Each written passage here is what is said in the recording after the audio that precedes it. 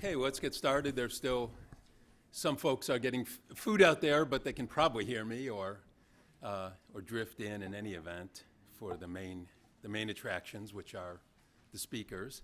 So welcome to Wireless Fiber, the quest for affordable Gigabit-Fast broadband everywhere. I am Michael Calabrese. I direct the Wireless Future project here, which is part of New America's Open Technology Institute. And as I think most of you, so many familiar faces, most of you know, we have lots of events concerning mobile broadband spectrum reform and related topics. But interestingly, when we sent this invite out, a tech reporter asked me, isn't wireless fiber an oxymoron? You know, are you talking about wireline or wireless? And well, you know, my response was it's purposefully a provocative oxymoron, because in fact we're talking about both wireline and wireless. Wireless fiber is telecom shorthand for what is really a hybrid fiber and wireless solution to getting high capacity, very high capacity connections, you know, that last 1,000 feet, even longer, without trenching, which is very expensive.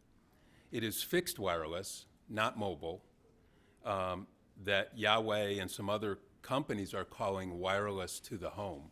But wireless to the home sounds like a couple of my friends who use, you know, 4G instead of DSL, and that's not what we're talking about. We're talking about gigabit-fast connectivity. This technology highlights how wired and wireless networks are complementary. Access to fiber running under a street or on the rooftop of a fiber-fed building becomes the jumping-off point for extending fiber-fast internet access to other locations using point-to-point or point-to-multipoint radio technologies, which you'll be seeing and hearing more about shortly. Today we have a good mix of almost kind of half and half of startups and big high-tech companies, all of which see enormous potential in substituting wireless for wireline over the last 1,000 feet or even further. What stood out to me and what was really the impetus for this event is that these companies are using spectrum with very different propagation characteristics for this purpose.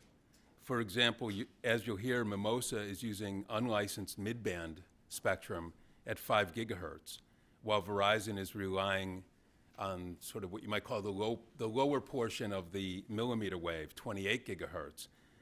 Starry is at 37, and others are in the unlicensed and lightly licensed bands at 60 gigahertz and higher, up into the 80s. The companies have also advocated for very different spectrum access rules, some unlicensed, some exclusively licensed, some lightly licensed, and some based on the sort of open dynamic sharing that the FCC adopted in its final order this year for the Citizens Broadband radio service at 3.5 gigahertz. Of course, none of these frequencies or access regimes are necessarily incompatible, but we'll hopefully hear more about the trade-offs that our speakers believe will either facilitate or deter deployment and affordability. Because wireless fiber is a rather novel concept, and because these companies are all approaching this challenge very differently, we'll start with, instead of having just kind of an interactive discussion from the get-go, we'll start with, you know, five or six or so minutes of opening remarks from each of our speakers. Then they'll come up together to the panel table, and we'll have a more interactive discussion and close with your questions and comments. So please be thinking about what sort of, whether it's a clarification or a provocation that you want to, you know, throw at us, you know, during the last segment. So to lead off, and the speakers will go in the order they are in the bio the bio handout, which is on the table if you didn't get it. In fact, please check in if you did not, just even slip out to let them know you're here, because we like to keep attendance and make sure you, and especially if you're not on if you didn't get this directly, that you're on our list for future events. So first up is, and I'm not going to make long introductions because you have their bios, but first up is Boris Mazel. Boris is the director of business development at Siklu, a startup. He has been involved from the outset in all aspects of Siklu, and particularly with working with carriers, service providers, cities, and municipalities to get it rolling. So, Boris.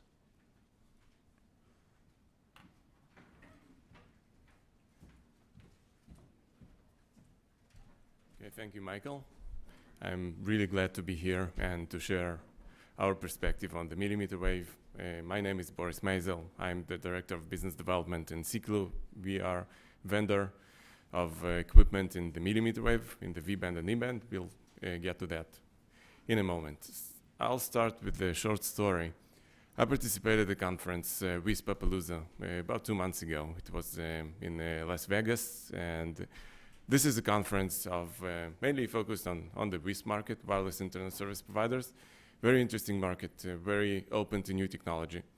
And the conference ended, and I had a flight at 6 a.m. From Vegas. I took Uber, and 4 a.m. I'm sitting with Cherry, Uber driver, and he starts asking me questions. What are you doing here? What the purpose of your visit? And well, I participated at the conference. What was it about? And well, it was about internet, about connectivity. And he says, there is a new thing in the connectivity. And 4 a.m. Vegas, Uber driver, and I'm saying, what is that? And he says, millimeter wave. So this is what we are going to talk about here. And I'll start with fiber. So the fiber is an essential part of any communication network. And I just took a picture here that is publicly available at the side of the city of San Leandro in California, about 100,000 residents there. And you can see that they have plenty of fiber, several tens of miles. But the question is whether this fiber is inclusive, whether it solves all the city needs, whether it connects all the parks, all the anchor institutions, all the SMBs, all the low-income neighborhoods. And the answer is probably, well, it is there, but it's not dense enough. And this is how we envision millimeter wave.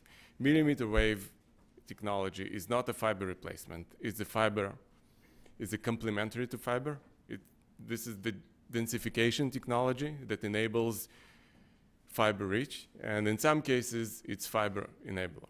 So in this hybrid fiber wireless topology, fiber can go to one of the building. It can be commercial building, it can be NDU, it can be anchor institution, and there are plenty of different solutions in the millimeter wave that can be used as an aggregation, can be used as an access, point-to-point, point-to-multipoint. It can be different capacities.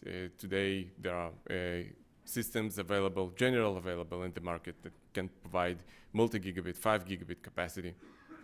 And can be installed at the street level, can be installed at the rooftops. But the bottom line is this technology doesn't fight fiber. This technology complements fiber.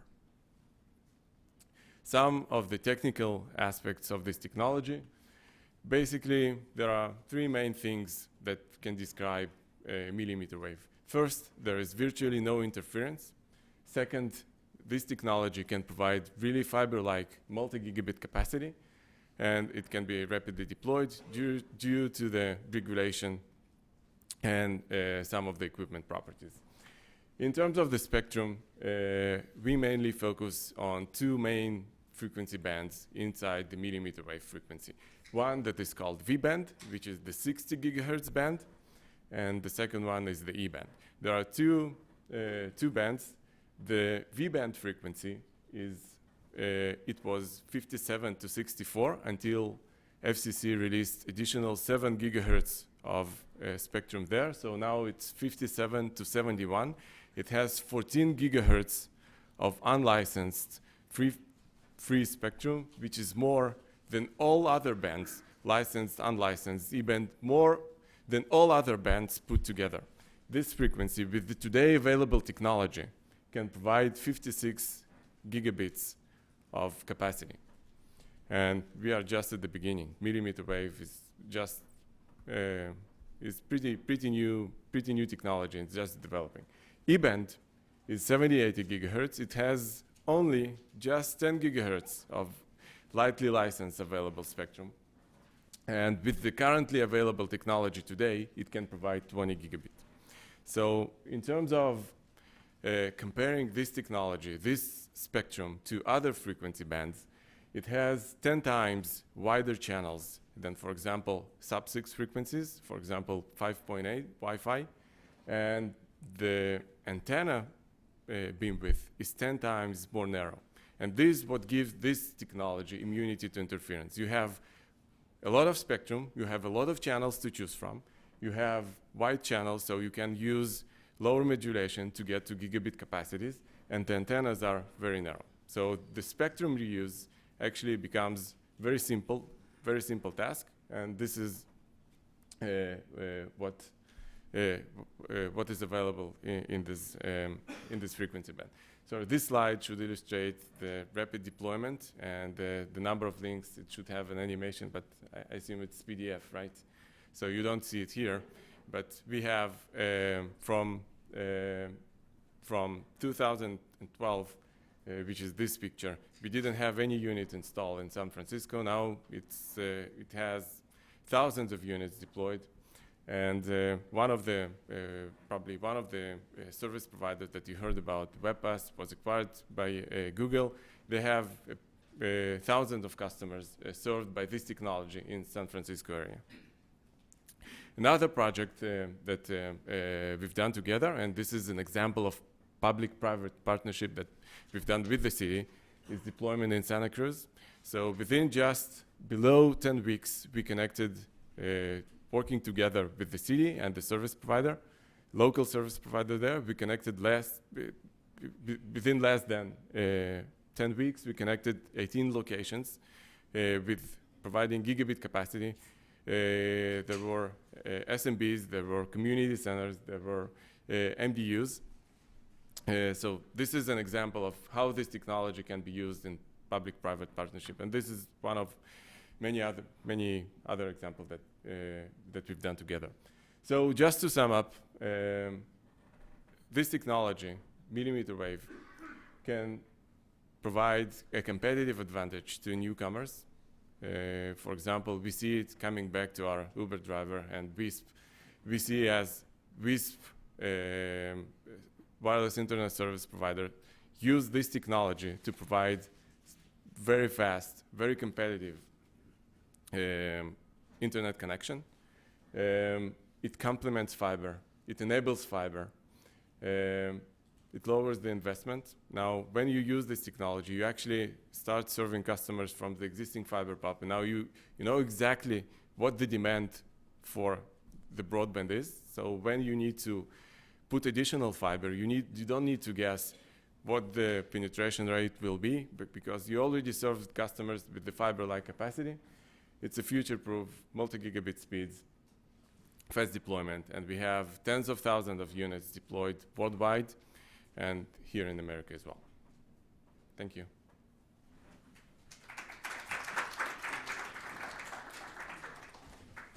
All right, thank you, Boris. Next up is Milo Medin, who is the Vice President of Access Services at Google, where he initiated Google Fiber.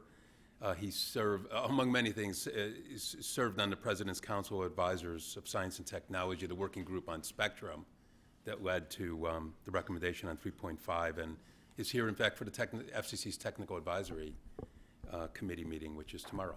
Milo.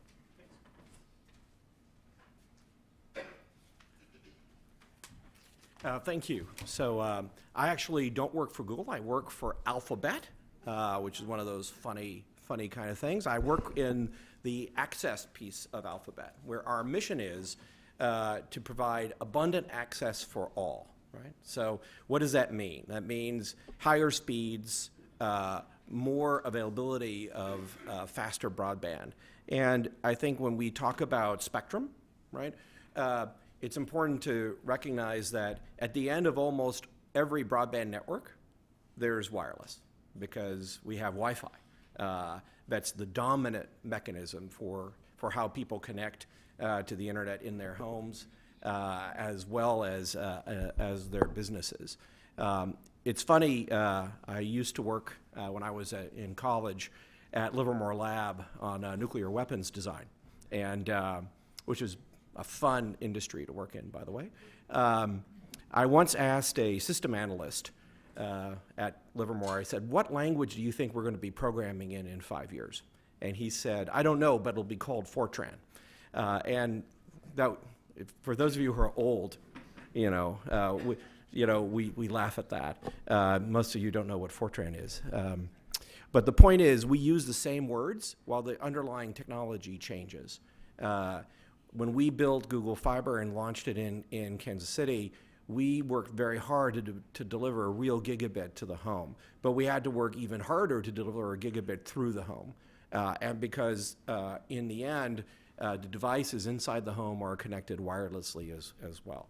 The kind of spectrum you use depends on what job you're trying to, what service you're trying to provide.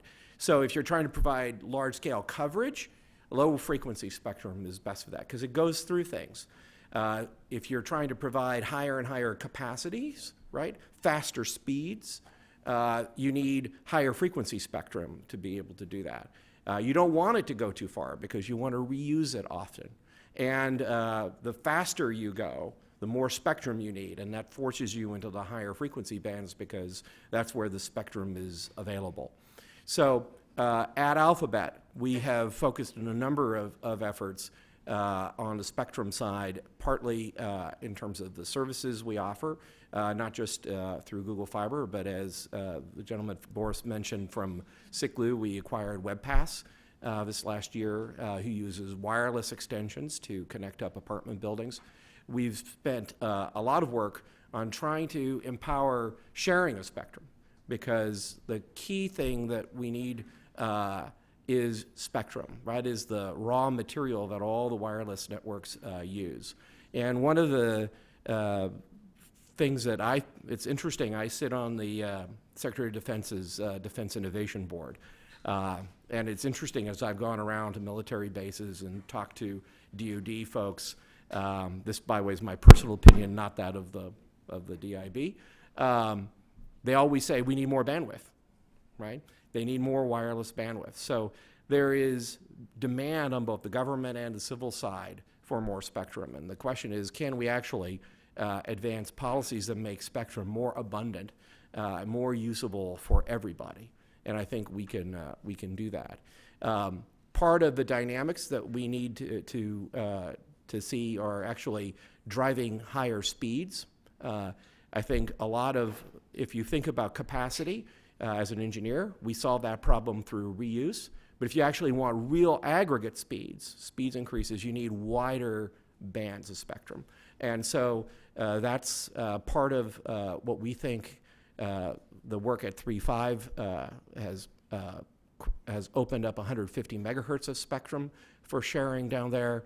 If you look below, there's additional radar spectrum that could be shared, and above there's the C-band downlink, which is also another block of spectrum that's relatively lightly used. So I think we've got a lot of bands that we can make available through policy, and in the end, make speeds to consumers faster, give consumers more options for connectivity. We hope to be a part of that conversation, both in terms of delivering service and the general policy goal of making spectrum and broadband more abundant. So thank you.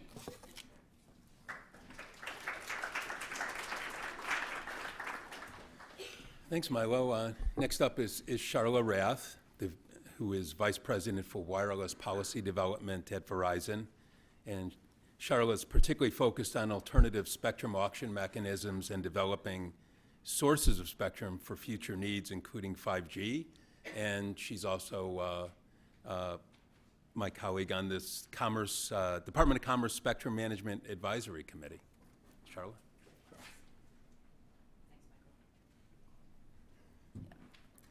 Thanks. Actually, I'm happy to be here. I think even if I weren't on the panel, I'd want to be here to listen to what everybody else has to say about this. It is interesting. One of the things that I'm going to talk about is how our wireless fiber, our what we're doing in 28 gigahertz is actually sort of a precursor in ways to work that we're doing to advance fifth generation networks. So more than a year ago, we formed the 5G Technology Forum, which now includes a number of our vendors.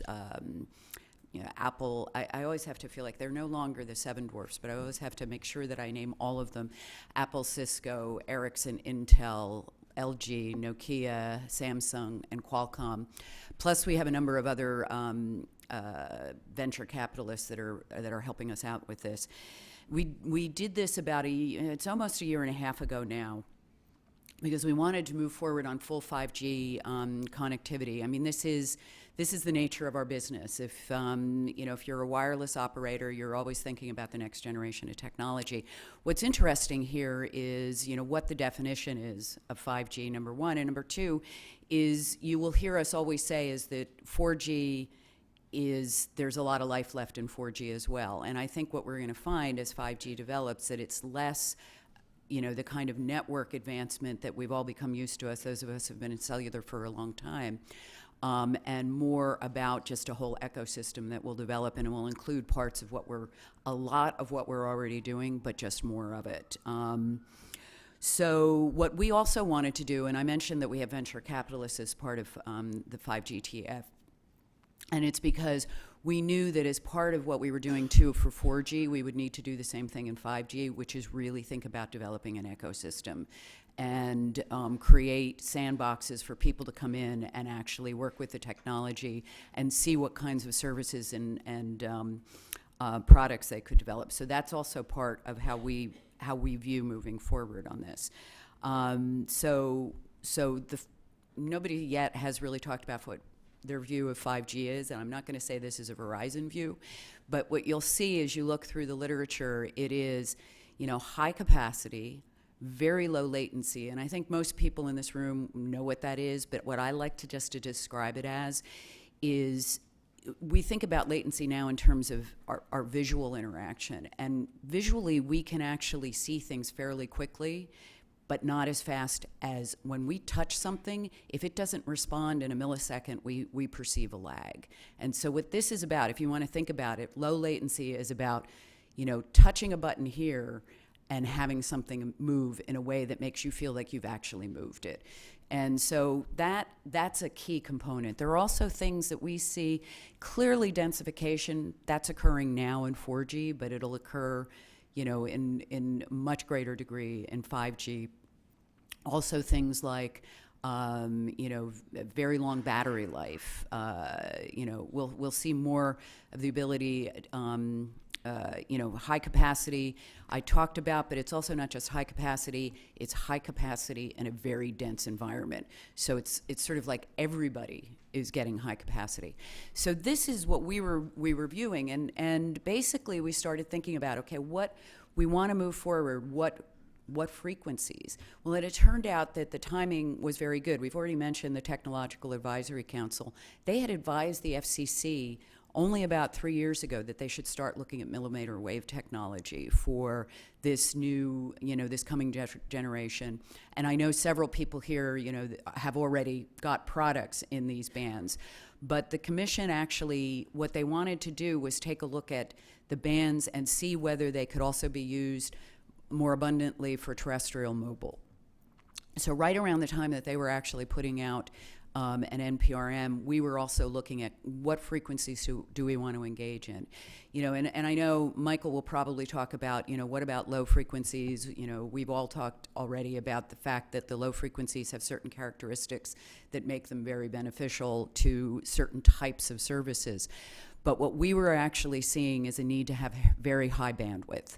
And a couple of people have sort of alluded to this, but let me say it again, that what the Commission did this July was actually provide, in terms of licensed spectrum alone, 4 times the spectrum, actually more than 4 times the spectrum that is available for use by wireless operators today in terms of the amount of bandwidth.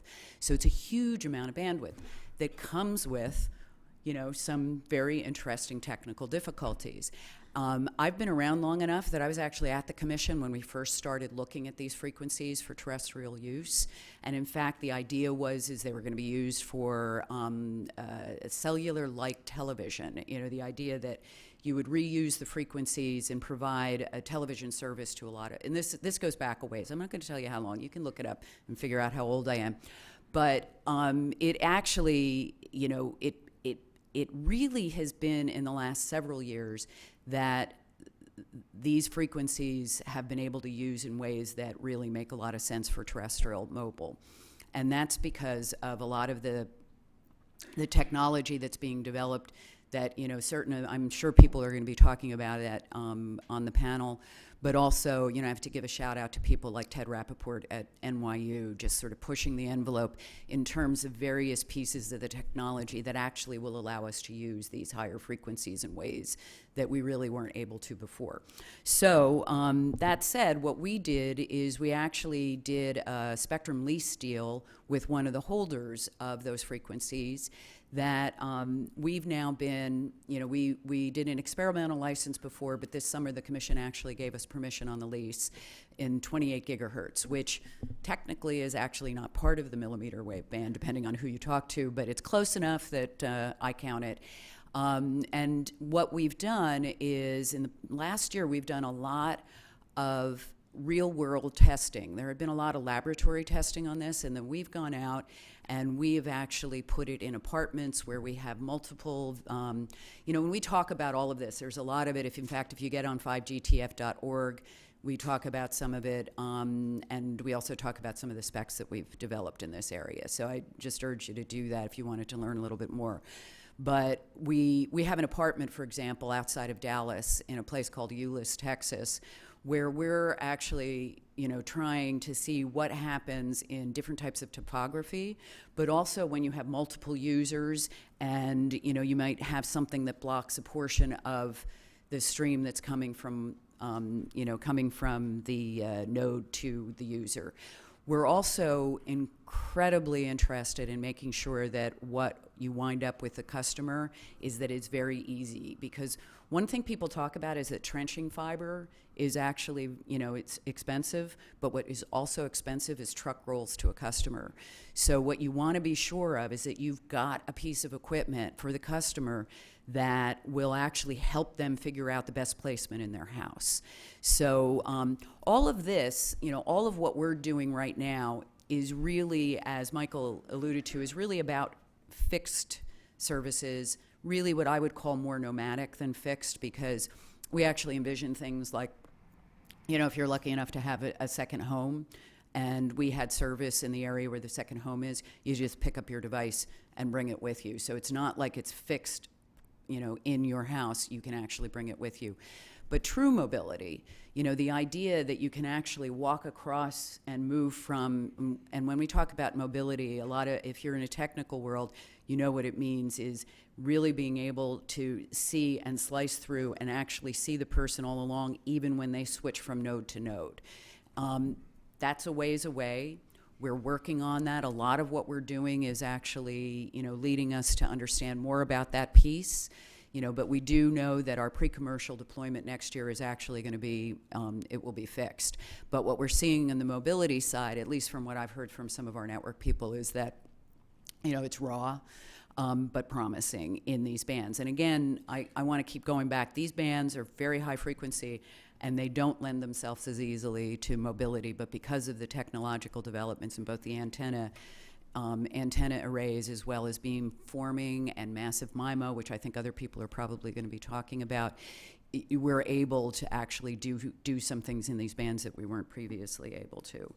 So I think I'll stop there. I don't know whether I think a lot more will come up during the course of our conversation, but I wanted to just give you kind of an overview of what Verizon was up to and what we're doing. Thanks.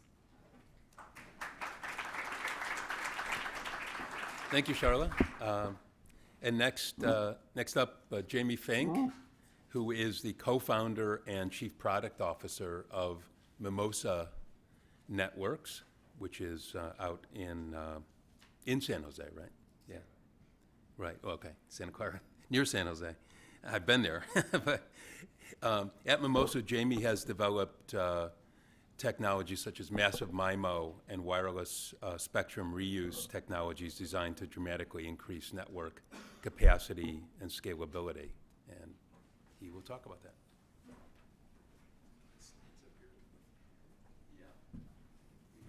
Okay, we're waiting for a few slides to come up, but I'll start with a little bit of a story here. So we're about a 4-year-old company, and I think 4 years ago when we got into the business, we were kind of called crazy to be thinking about using fixed wireless for internet access, and that was only 4 years ago. A startup was struggling to get funding, getting after solving this problem of getting lower cost internet access. So fast forward a couple of years, one of my favorite things that I saw in the field with a client of mine out in Minneapolis, they were a fiber provider in the city, and they had a special deal with the city to get access to pole rights, all the things that you need to do it right. And they had deployed fiber services in competition in a cable market, so they had to be very low cost. So they were out pushing $30 fiber services and giving 100 megabit plus to their customers.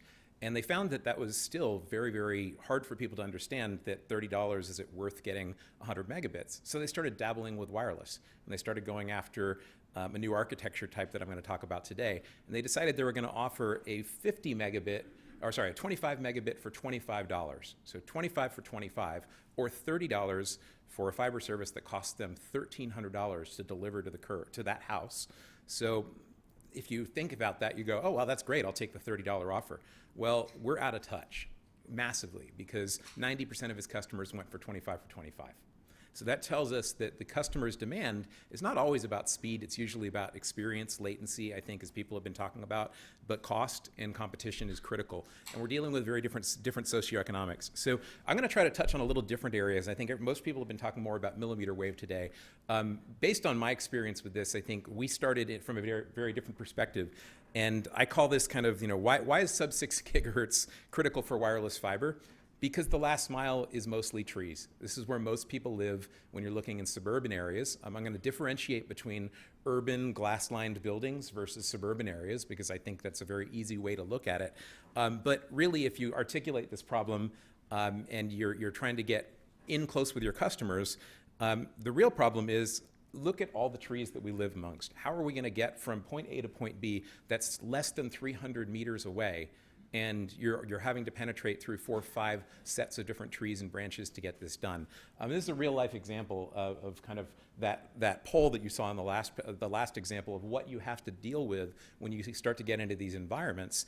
And this is the real challenge that we have to solve. And right now, if we look at the physics and we look at the math, the only thing that really makes it through trees is lower band technology, unless you have lots of things to reflect off of. So the city's glass environments make perfect sense for millimeter wave technology, probably not so much for suburban areas in our practical experience in the field. So this is where we kick off what we call at Mimosa a micropop, or a micro point of presence, where we're, instead of doing tower-based technology, we're fixed wireless. As most people remember back to the WiMAX days 10, 15 years ago, it was all being done from towers.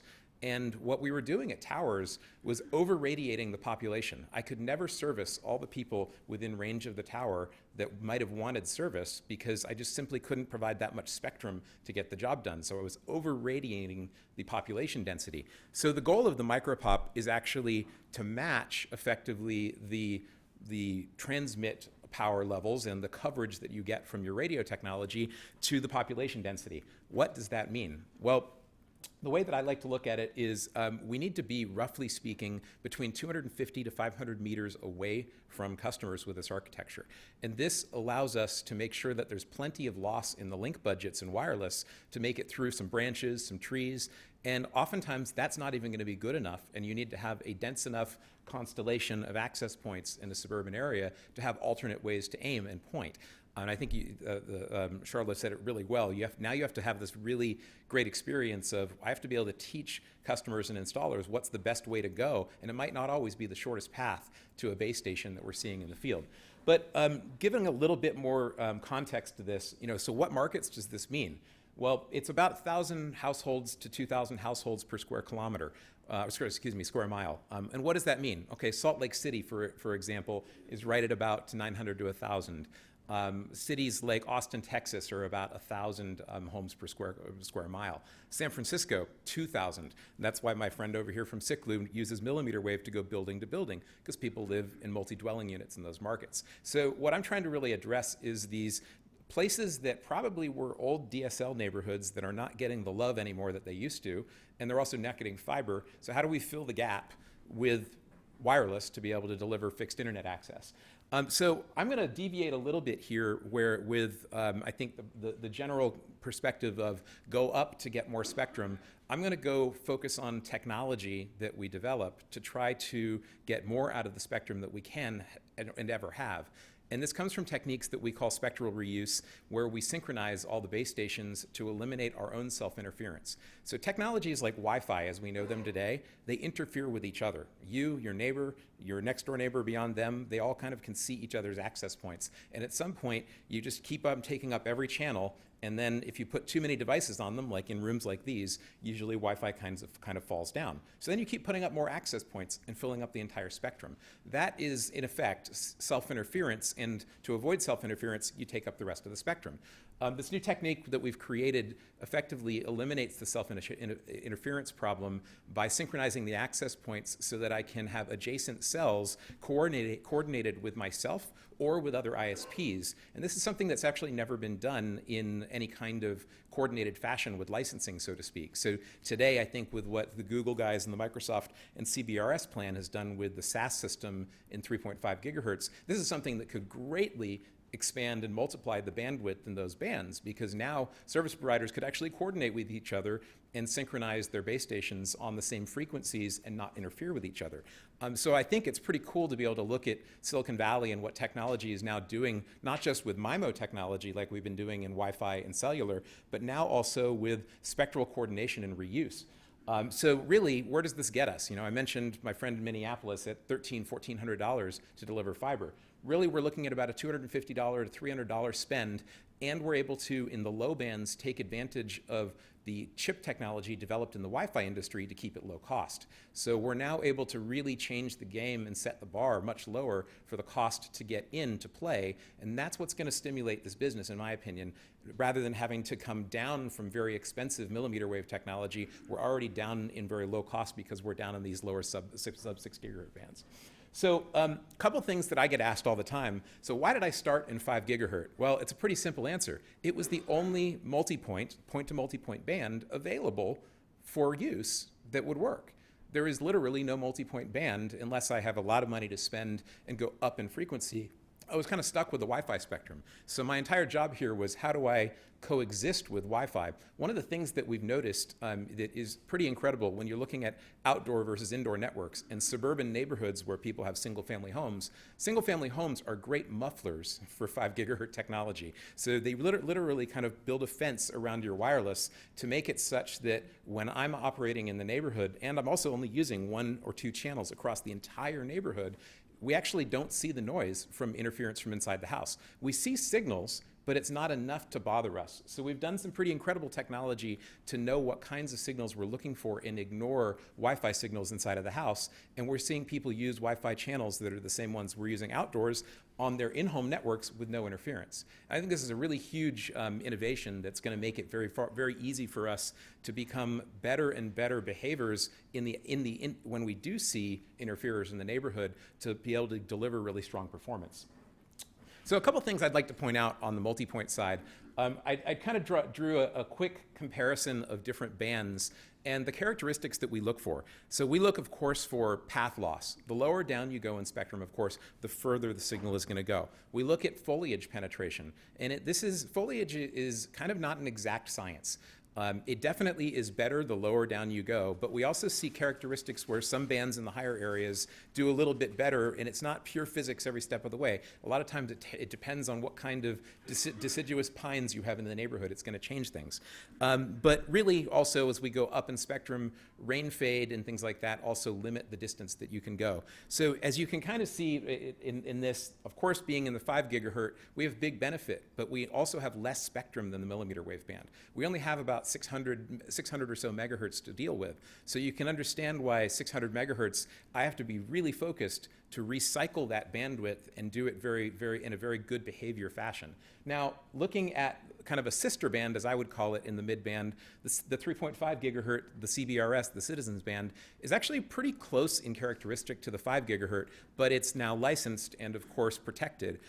So now that has 150 megahertz. So you can probably imagine my next line was, well, 150 megahertz, I better be really good about reusing it, or we're not going to get that much bandwidth out of 150 megahertz.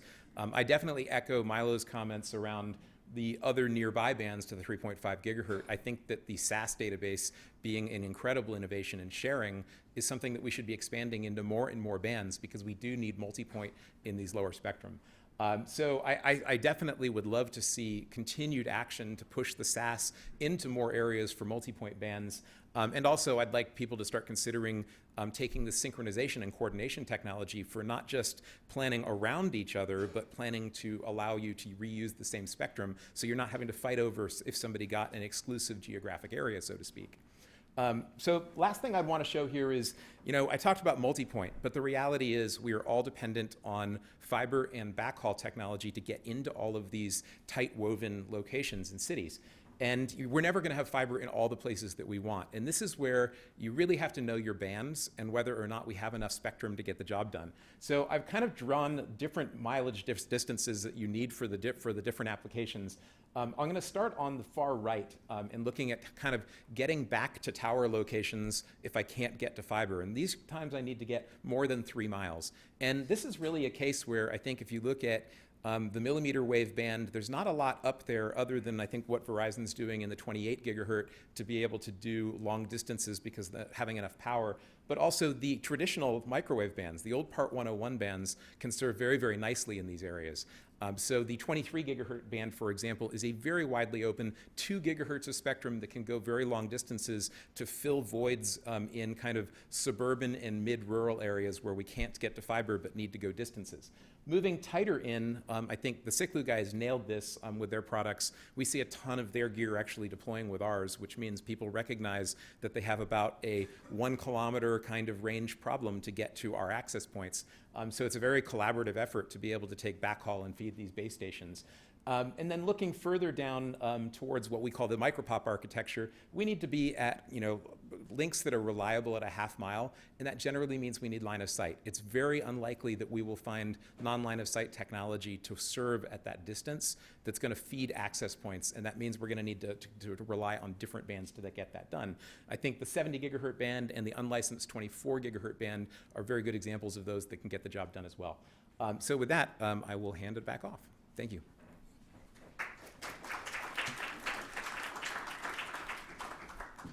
Thanks, Jamie. That rounded out the perspective quite a bit. Next, we have Alan Norman, who is Public Policy Director at Facebook.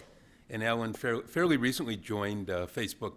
He came from Google, where we worked together actually many years. Alan led Google's ambitious Wi-Fi initiative in India called Google Station, among other things. Alan?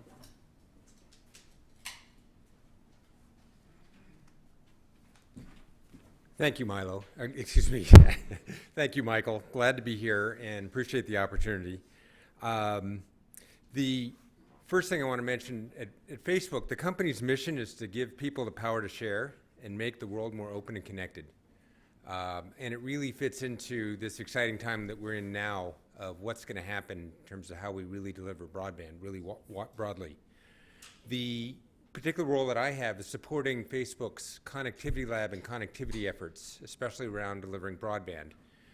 And the company does not want to be a service provider, but is working hard on developing a lot of enabling technology to reduce the barriers to delivering connectivity. And we've really broken the problem down into a couple areas. One is infrastructure, another is affordability, and another is relevance. I'm going to talk about some of our infrastructure initiatives, which will tie directly in. And just like you saw some of the earlier presentations, in fact, people are thinking about this across the board of different densities and different topographies. And it's not one size fits all when it comes to spectrum or how you think about the problem. So in dense urban, really the challenge is really about capacity and quality of connectivity. And so there I will talk a little bit about what we're doing in 60 gigahertz with TERRAGRAPH. But there are as the density goes down, there are other challenges. The economics are different, the propagation matters. And so Facebook is doing work on high altitude platforms with a program called Aquila. There's another program I haven't mentioned here, but it's very relevant, called airwaves, using massive MIMO to do backhaul and really lower the cost. And then for very rural areas or very spread out areas where other things can't deliver, we're doing work in the satellite arena. So if you look at TERRAGRAPH, it's using the 60 gigahertz band to rapidly deliver connectivity in dense urban. And it's not a replacement for fiber, it's a complement, just like was mentioned previously. And fiber is fundamentally the lowest cost, but if you can get there less expensively and sooner and offer something that has huge benefits, not just here in the US, but around the world. So the idea is we have small nodes on street furniture. We're going to use basically Wi-Fi chipsets to solve one of the major cost barriers. And then using a lot of Facebook Labs work around using the cloud, we're able to drive down a lot of the costs and solve some of the problems around interference, around deployment, and delivering capacity. So the model is you have light poles spaced 50 to 100 meters with nodes that are meshed together. And then off of those nodes, there's either connectivity provided to buildings or could be used to provide Wi-Fi in the outdoor environment. And it looks like Ethernet access to the buildings, although it's actually wireless. So what are some of the problems? One of the problems is that in this band, you get very low short distance. And so the way that's solved is by meshing together light poles. Another is you don't always get line of sight in cities, so we're taking advantage of reflections off the side of the buildings. And then there's the issue of interference, and we're using the cloud to plan a lot of the network frequency use, so it looks like a single frequency network. Each band has its characteristics. They can either be disadvantages or advantages, depending on how you think about it. One of the huge advantages here is that in the V band, there's 14 gigahertz of spectrum, as mentioned previously. That makes a huge difference. Spectrum and those quantities solves lots of ills. For example, having done a lot of work in the TV band, I'm thinking, oh, that'll help Wi-Fi improve coverage in the home. Well, it turned out that having a lot more spectrum at 5 gigahertz, you could actually get more coverage than an 8 or 6 megahertz channel in the TV band, just by using antenna technology and different modulation schemes. With 14 gigahertz, you can definitely do meshing and deliver multi-gigabit capacity to buildings throughout a dense urban environment. That's significant. The second is that this particular band has high oxygen attenuation, so you don't get much propagation. Solve that by having nearby connectivity through the light poles. The benefit is you can get very high frequency reuse and you don't have an interference problem. Another issue is that it takes a long time to get an ecosystem going in low cost. Unless you're Verizon and can drive all sorts of participants, and for example, at this conference, we don't have a chip vendor represented. One of the advantages of the 60 gigahertz band is there's already a Wi-Fi-like standard, in IEEE, and there are people developing chipsets. It's questionable at this point what the timing will be, but it's clear that in the long term there's a standard and there are folks that seem to be committed to developing those. That's important to getting low cost. And then finally, it helps to have global scale. Over 20 countries around the world have already adopted the V-band in an unlicensed form and making that available, and these are major markets. So the timeline is that there's already a test bed up in Facebook's campus in Menlo Park. The company is working with a service provider in the city of San Jose to deploy a test network in San Jose, and then working with operators around the world. There'll be trials in the next calendar year. Thank you. Look forward to the panel discussion.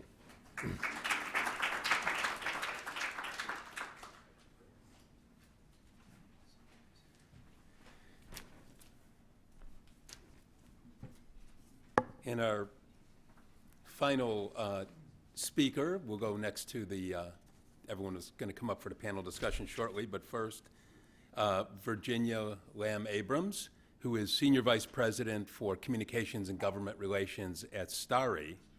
And Virginia has, I'll let her tell you about Starry, but I know that prior to this, she served the same role, essentially, Senior Vice President for Communications and GR at Aereo. So 2 different startups. Virginia?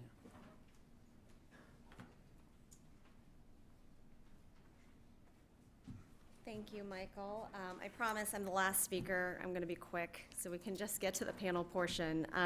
So again, I'm Virginia Lamb Abrams. I head up Communications and Government Relations for Starry, and many of you may ask, well, what is Starry? Well, we'll start by saying our mission is to bring high-speed wireless internet to billions of people worldwide. And so how do we plan to do that? Well, we are a company of approximately 100 people based in Boston and New York. We are a startup, and we have developed a fixed wireless, gigabit-capable broadband technology, what we like to term as wireless last mile. It's a point-to-multipoint technology that utilizes mmWave spectrum. We are between the 37 and 40 gigahertz band. We built the entire technology stack in-house from the network level node, our base station known as Starry Beam, to Starry Point, which is the transceiver that can sit atop an apartment building or an MDU or in the window of a single family home, to Starry Station, which is our in-home Wi-Fi hub that sits in the consumer's home. What's great about our technology is that it does not require direct line of sight. The technology is cost efficient, easy to scale when you compare it to fixed wireline. We're about 100x less the cost of fixed wireline. And we are designed to serve urban and suburban environments. So think in the 1,000 to 1,500 homes per square mile. We are backed by world-class investors here, First Mark Capital, KKR, IAC, Tiger Global, Soros, and Highline Venture Partners. So again, our Starry architecture, it's Starry Beam to Starry Point to Starry Station in the home.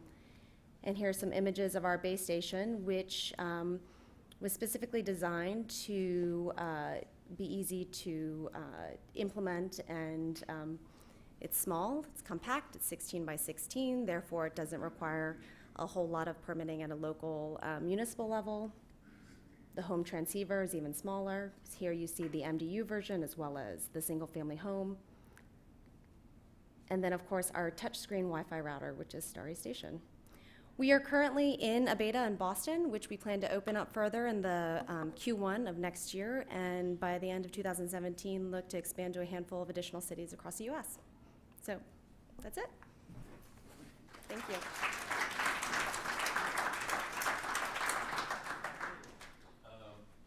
Come on up. We'll go right into our discussion while the speakers are having a seat. Actually, I meant to say this at the beginning. I wanted to thank them for coming all the way to Washington. This is unusual. Actually, 5 of 6 are from out of town, 4 from California. So people came a long way for this event. Also, there's some seats. The front row now is completely empty. If anybody in the back wants to come up and take a seat, that's fine. So, as I mentioned at the outset, we'll have some. I'll ask some questions just to get the conversation going, but everyone should obviously jump in with anything you think needs to be said, and then we'll go to the audience later for some questions and comments. So to start, I find it interesting that the most visible first movers in this space, such as, for example, Starry and Ciclu, who we've heard about, WebPass, I think would be another one, have been using wireless in core urban areas where conventional wisdom says that fiber is readily available, up and down maybe every street in cities, in some of the cities where this is happening, Boston, San Francisco, and so on. So why is that? Why is this starting as an urban phenomenon when the lack of internet connectivity is probably disproportionately an ex-urban and rural phenomenon? And can we expect this technology, wireless fiber, to have an impact on rural and ex-urban connectivity as well, down the road? Boris, if you want to start. Okay, I'll start. Well, the sweet spot of millimeter wave and V-band and E-band is actually dense urban. The need for capacity is there, so the density of population is there. The density of MDUs, SMBs are located there. Yes, the fiber is somewhere in the cities, but we've seen a picture, a snapshot of San Leandro, and this is a typical situation here. So the fiber is there, but it's not dense enough to get to all the SMBs, to get to all the MDUs. And fiber extension using this technology can provide definitely fiber-like capacity at very low investment. So this is, I think, why there is a good match between the need in terms of capacity and what this technology can deliver. That being said, we have some deployments in suburban areas as well, and we have a product that is in development for point-to-multipoint radio that is going to be available in Q1 that is actually targeting suburban areas, single-family homes. So we are looking at these places as well. But the sweet spot of V-band, and I mentioned that we are not fighting fiber, and we are not fighting physics as well. So the sweet spot is really dense urban. This is where we see the greatest demand and greatest match for the technology. Milo? So I'll add that, when you actually build a bunch of fiber networks, you find you would expect that as density goes up, the cost per unit of connectivity goes down. That's true to a point, but it's not a curve that looks like this. It's more like a smile. As the density continues to increase, costs start going up again, because the cost to actually do underground construction in very complicated environments like San Francisco, New York, Chicago, you're all underground. You don't have a lot of common duct space that you can get at. And so it turns out that the big cities and the rural markets have a lot more in common in terms of fiber construction prices than you might expect. Some of that can be alleviated if cities take proper steps to have, build once, dig once, where you've got conduits and other things that can be used. Also, the entrance facilities into buildings can become very problematic because you may not be able to get permission from a real estate owner to get onto a building or into their building because of various exclusive contracts that are present. And so that makes life way more complicated than you would expect. And I think that's part of the reason why there's such interest in fixed wireless in the major urban core. Yeah, and I was just going to, Milo basically said everything that I was going to say, is that it's, we actually obviously have fiber to the home, and it's in cities, there are just a lot of difficult situations where you just may not be able to reach all of the, potential customers. So, we definitely view our 28 gigahertz wireless fiber as we will also be deploying in areas probably where we already have FiOS to reach some of the customers that we can't reach now. So it's not so much the distance of the dig, Yeah. of the trench, it's the the complications and of being we're- in the city, the locations of the fiber that Right, you and can we're access. probably a little bit in a different situation than others here, because others here, that is their mode of getting to the customer. But we also will be doing, in some cases, side by side. It's not, I didn't talk at all about what our deployment plan is, and, I can't really say what cities, but it's, it would be both within where our fiber footprint currently is, as well as in other cities where we, don't have that as a possibility.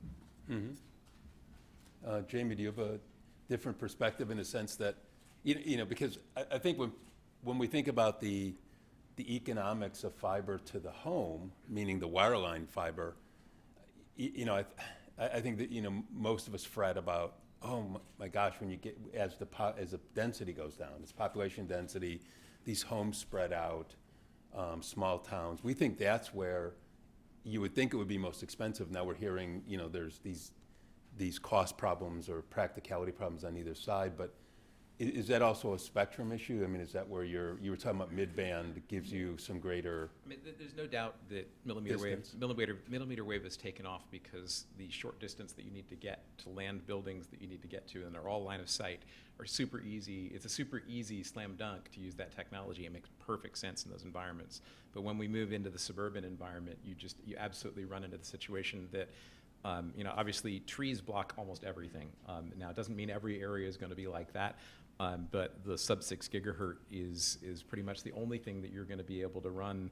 And in many cases, even my 5 gigahertz stuff, at the density levels dropping below what I was mentioning earlier, but if you go back beyond a mile, you're going to have very great difficulty unless you're shooting from a tower at far distances. So that again goes back to an old model, which we know doesn't work that well, of firing from towers.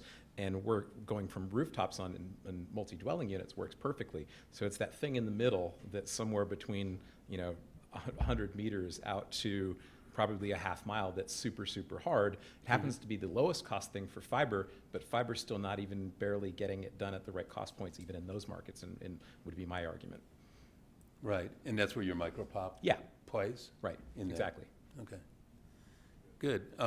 So that, it takes me to an even more general question, which is, which I think a couple of you touched on indirectly, is, what do the economics look like in comparison to trenching wireline fiber all the way to the home or business?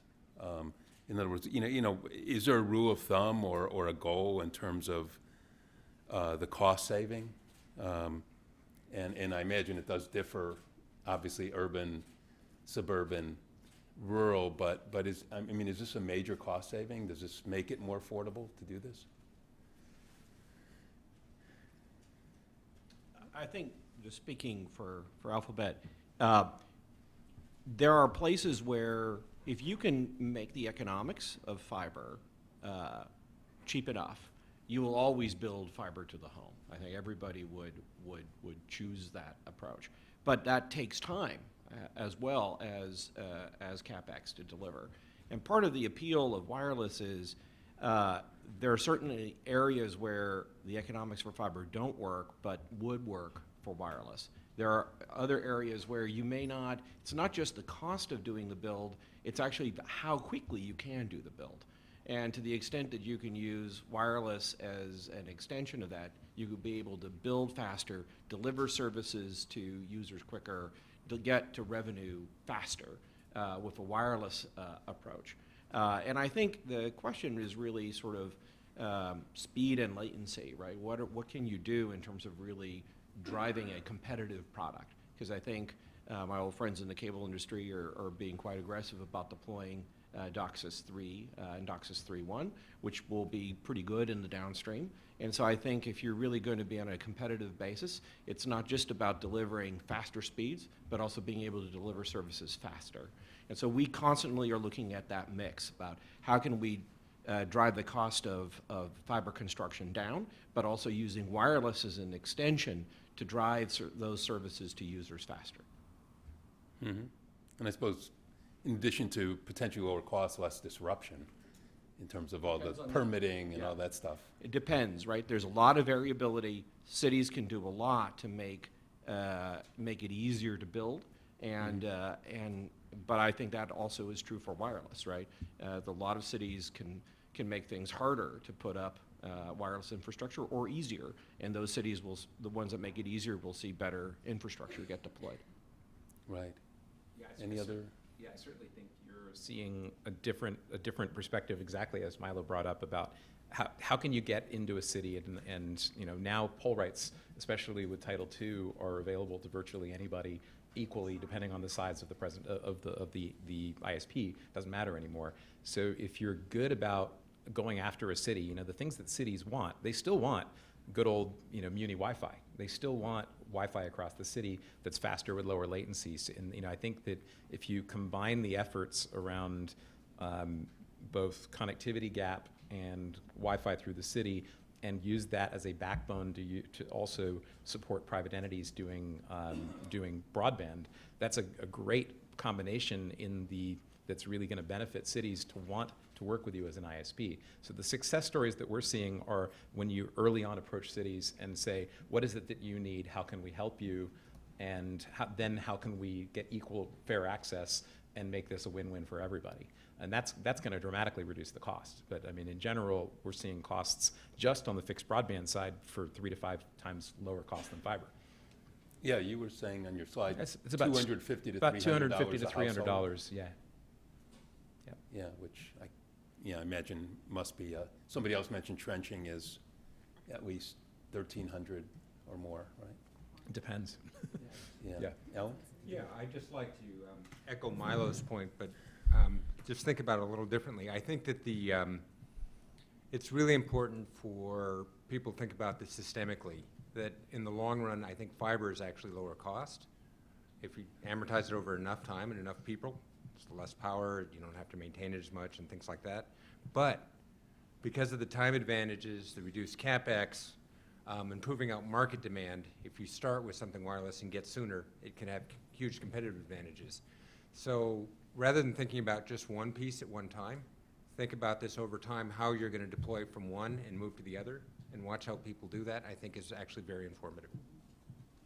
I agree with both Milo and Alan about the time to market is incredibly important. And, I think we're at a time in the innovation cycle where all these technologies are nascent, and you can actually build them to address a lot of these hurdles that we see in local markets, which is why, we specifically built our base stations and our nodes to require the least amount of permitting when we go into a market. And I think there's a lot of opportunities as these technologies are getting developed for us to look down the road and say, hey, these are the issues we know we're going to encounter. How do we build our technology to address that up front? Rather than having to say, uh-oh, we didn't realize it was going to, take us X amount of time in order to, build out this network. I also think that with the bands that we're working in the mmWave bands, with their propagation and the fact that, especially for Starry's technology, we're about a kilometer to kilometer and a half radius that, urban areas, it lends to building out in urban and suburban areas, and that, again, 1,000 to 1,500 home density per square mile. Yeah, I suppose you have the multi-points within range of the one access point. Okay. Oh, yeah, go ahead. I'll add a different perspective. We see a lot of customers that are not comparing wireless business case to a fiber business case, but rather looking at the business case even from consumer perspective. For example, we have a lot of deployments in the safe city, which is becoming the smart city market. Our devices are connecting cameras, for example. So it's not the business case from doing fiber to this pole that will connect the cameras. Or it's just you can't put, or doing wireless to this pole. You can't put a wireless device that will cost several thousands of dollars and connect Wi-Fi, Muni Wi-Fi, or a camera that costs a few hundreds of dollars. So the business case is not always comparing us to the fiber build, but to other technologies as well. And for the fiber to the home, Google set the benchmark of $70 per connection per month. So you can't put equipment that will cost $10,000 on the rooftop and hope that it will make, maybe it will be less than fiber, but from the other perspective, from the customer's perspective, the business case will not work. I feel like I need to say something too, but you know, I don't, not to talk about the specifics of, you know, comparing fiber to the wireless build, but we have actually touched on a very critical issue, which is working very closely with communities. That can make or break your deployment in terms of how expensive it is.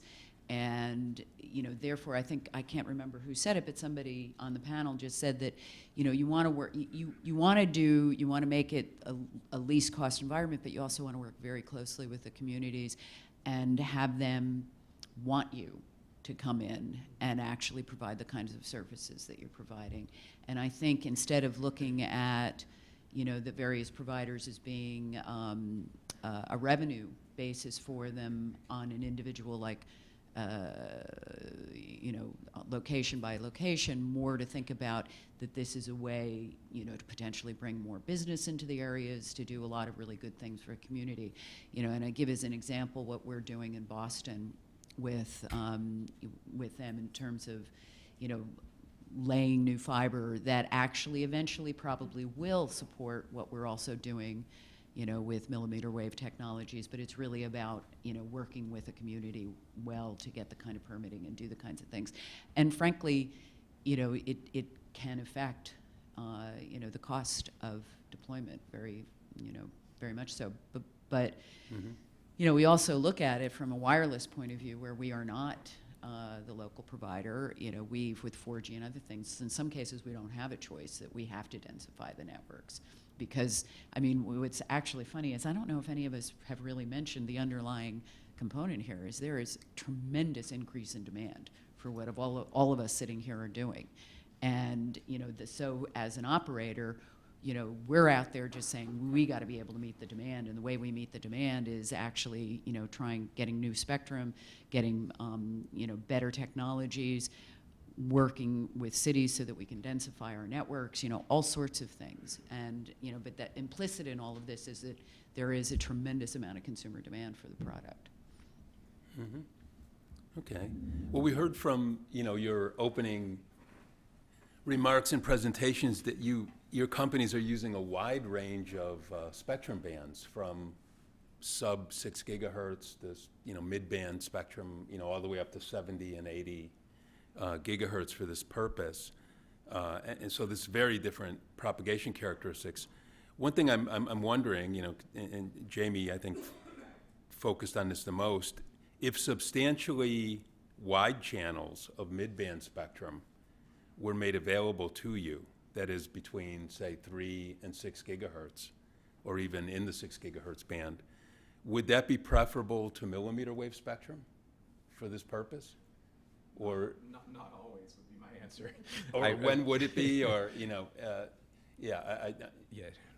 I'm sure it's a line of sight and distance issue partly, but it would be good to explain that, because there'll be debates about opening different bands and so on, and it's helpful to know, like, which have some particular value added. I mean, you know, because it seems like, as Jamie was saying, the propagation is better at the in the mid-band range. I think people already nailed where mmWave should be used. I mean, there's no way you should ever go lower in spectrum, because the availability is up there and it does the job. So we should only be using spectrum where it does its best, and where it has its biggest advantage. So, you know, I would definitely advocate that the lower spectrum, and if we are able to open up more 3 gig spectrum, that would probably be in that kind of suburban to mid-rural. There's no sense in trying to, it's going to propagate too far, so to speak, and overcover the population density that you can serve, and that's where mmWave, being so short and so high capacity, is perfect for lighting up buildings, because there's 50, 100 people in those buildings. So that's kind of my view of it, but you know, we need it all. I look at mmWave in connecting to a building more as infrastructure than I do access to a home. It's feeding 40 people. That's not very different than 40 homes being served by an access point that's fed by mmWave. Milo, do you have? Well, I would just say we've done, Andy Clegg is here, and we've done a collected millions of points of propagation data in the 3.5 band. I think we have a very good understanding now of where both millimeter wave as well as sort of sub-6 spectrum have sweet spots. I think the suburban, less dense areas where you've got a lot of foliage, the sub-6 gigahertz will give you better penetration. If you can get enough spectrum aggregated, then I think you've got the ability to actually operate at higher coding rates. You get beamforming and MIMO that can actually help with reuse even in those bands. And so we think we can get to a path of delivering gigabit services in those bands, whether that's called 5G or not. 5G is more a marketing term right now, I think, than an engineering term. But I think there's work going on in both millimeter wave and sub-6. In Europe, the EU has standardized on the 3 gigahertz band for a bunch of their 5G activities. A lot of the trade-offs depend on, can you get fiber close enough to the user where the millimeter wave propagation is not a problem.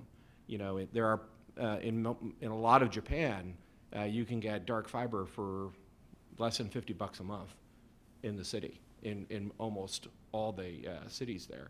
And that makes designing a network very different than designing a network here in North America or in Europe, where you don't have that kind of really, really, really deep, affordable, ubiquitous fiber. I don't know if you disagree with me on that. No, I think I think that's true. And you know, and just to your point, I think 5G is not going to be, you know, I think it's a mistake to think of it as just the high frequency bands. I think it's going to involve, you know, as it evolves, as you think about it, sort of IoT types of applications that could become much more ubiquitous, you might need really, you can probably use much lower bands for that. You know, in terms of what we deal with here is that one of the issues that you have, it's a great mind game or, you know, thought exercise to think about that. But those frequencies actually, you know, we have to figure out the sharing in them because whether they're being used or not is sometimes a question, but they certainly are allocated and assigned to users. So it becomes, you know, as I said, it's a great thought exercise, and I think all of us here would say, yeah, that would be great if we could have access to that spectrum. And, you know, maybe by some of the things that we're doing in 3.5, we'll be able to expand that and make it more usable, and I think that would be good. I think it's really important that we focus on making the 5 gigahertz band as a whole more useful, not just for the important application that Jamie's talked about, but also in the home, just being able to deliver truly a gigabit. Look at some applications like one that Facebook has, Oculus. You know, someday it'd be wonderful to use it on, you know, Verizon's network, for example, and get the low latency and the feedback, which may happen someday, hopefully. But certainly, you know, more near term is getting it to work over 5 gigahertz in the home and get people to understand what you can really do when you have remote presence and that kind of virtual reality experience. Okay, well, let me come back to what Charlotte mentioned, which was something at the outset, you know, and I suggested folks pay attention to is not just that your companies are operating at this whole wide variety of frequencies, you know, different tools in the kit is kind of where we ended up on that. But there was also different access policies governing, you know, that spectrum. So, you know, a number of your companies are relying on unlicensed spectrum, whether it's, you know, 5 gigahertz in mid-band or 60 gigahertz. Then there's lightly licensed, 70 and 80. The 28 gigahertz band that Charlotte mentions is exclusively licensed. And then, you know, we've also talked about, you know, there's an opportunity perhaps to extend the the spectrum access system, the dynamic sharing of the 3.5 band to more of the 3 gigahertz band, for example, up, Jamie mentioned below or above. So I guess my question would be, from a business and regulatory standpoint, is the shared access approach to spectrum feasible for this? I mean, we know it's been feasible for best efforts Wi-Fi. but is the shared access approach feasible for delivering high capacity to the home or business, or are exclusive licenses necessary by and large? And I'm assuming when you say that, you're talking about like a SAS, a spectrum access system, because in fact, 28 gigahertz is shared with satellite, and we will have to go through a process of working with them to share that spectrum. So it's Some type of coordination. Yes, Yeah. it's coordination, for sure, but it is absolutely shared. So yes, I mean, the answer to that question is absolutely. It can be shared and used for that purpose. Whether you need a SAS in some of these bands, I don't know whether you would or not, but it can be shared. And to sort of answer your first part of your question, all of those different kinds of approaches are going to be necessary for us to be able to make the best use out of the spectrum. And I think that's become quite obvious over the last several years, just in terms of, our involvement with the 3.5, what we've been doing with LTE at 5 gigahertz, what other parties are doing on other bands. There's just a lot going on, and no single approach is the right way.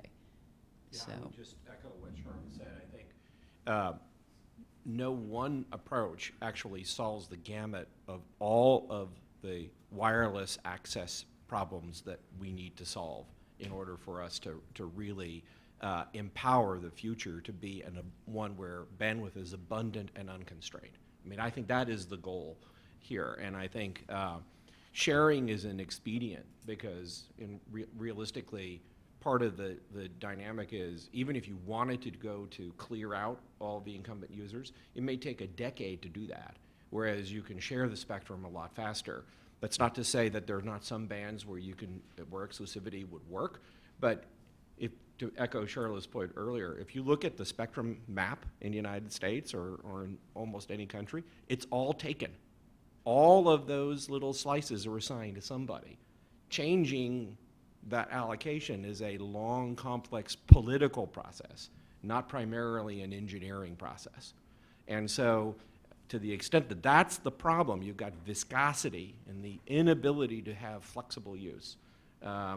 We're going to have to find ways of making that process take less time. And sharing is the primary way to do that, not just between civil users, but between federal users and civil users.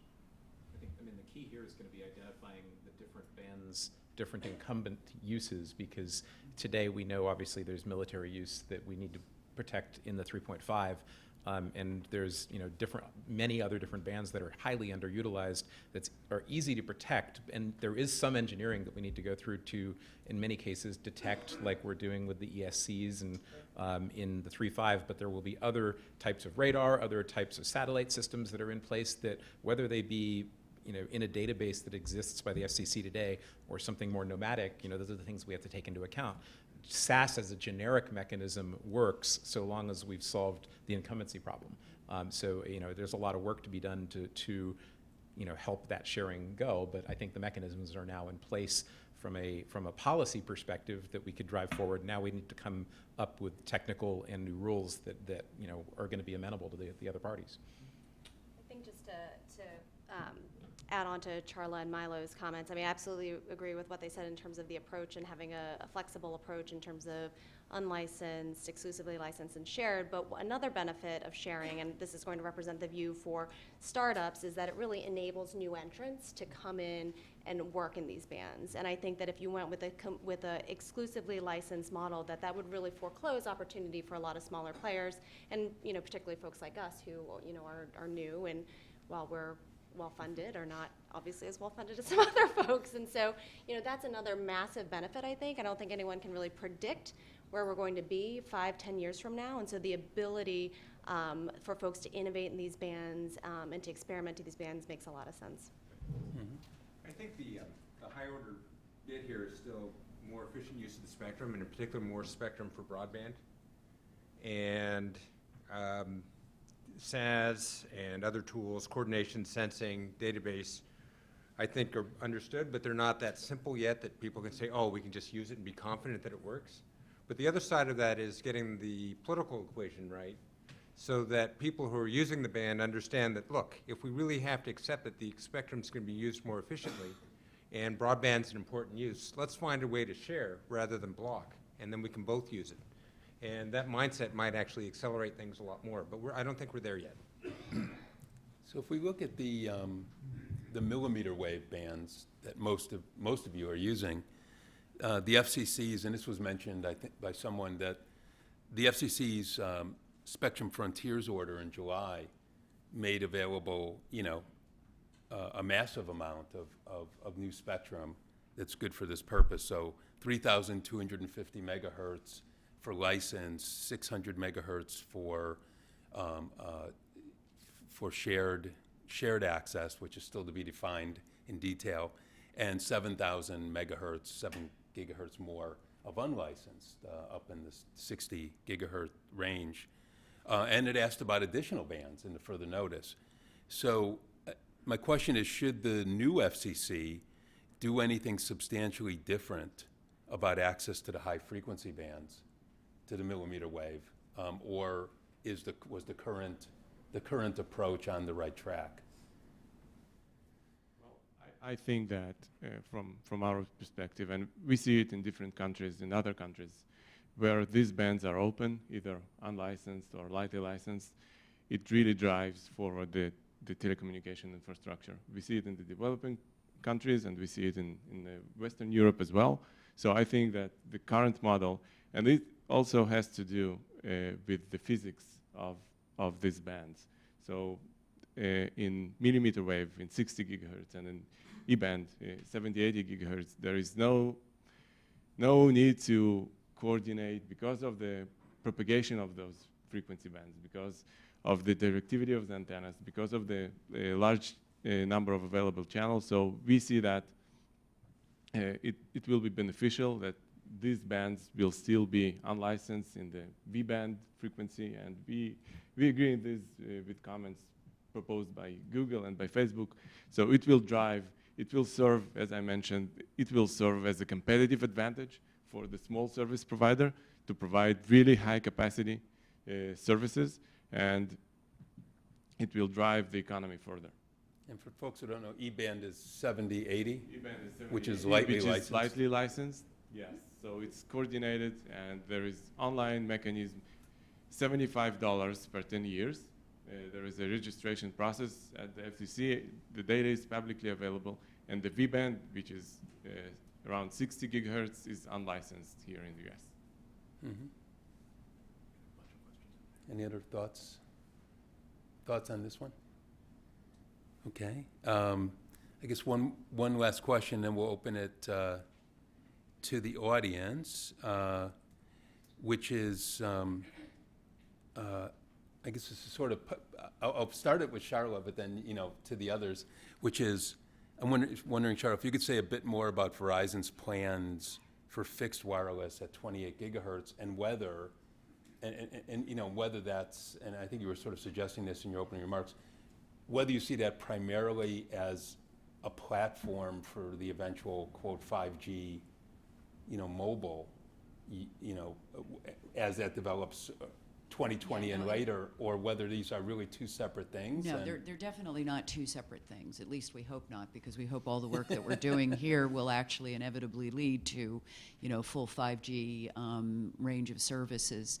And in fact, as I mentioned earlier, we have done a lot of work with our vendors on coming up with the beginning set of specs that's actually feeding into, the network providers' 5G forum, which is 3GPP. I know there are other groups that are doing things that'll probably feed into the standards process as well, but we really do see this as a path that, I don't necessarily see that, the device that we may be using will become a mobile device. That's not what we're talking about, but what it's really is that the pathway to all the network work that we're doing behind the scenes and all the specs and talking about the RF layer and all those layers will actually feed directly into the 3GPP, and it has been feeding into that standards process. And densifying capacity? You're just bringing high capacity into all these places. Into all these places, and hopefully, we will be able to make mobility work in those bands. That's primarily what you're talking about here. Whereas, there will be other elements of 5G that may not actually be in, and we've already talked about that might not be in the millimeter wave bands, but will be considered 5G, but not in those bands.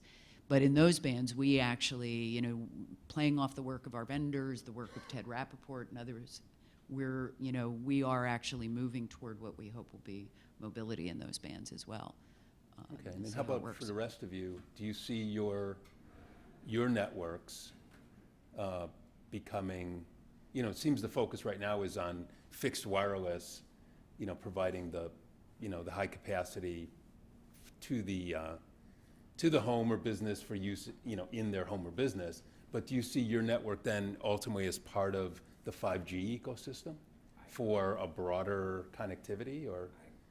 God, no. I look at it 100% as how do we get Wi-Fi to consumers.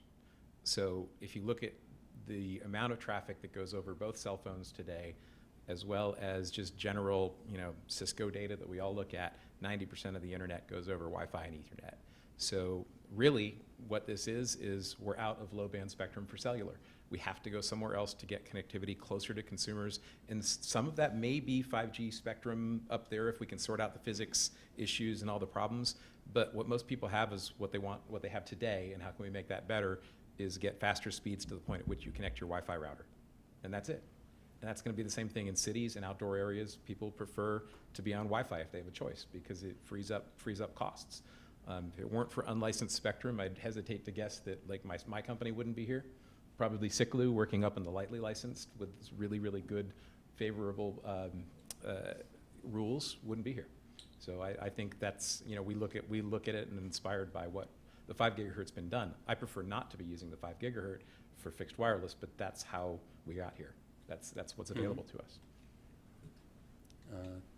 This Ellen? reminds me so much of 15 years ago when people were saying Wi-Fi versus 4G.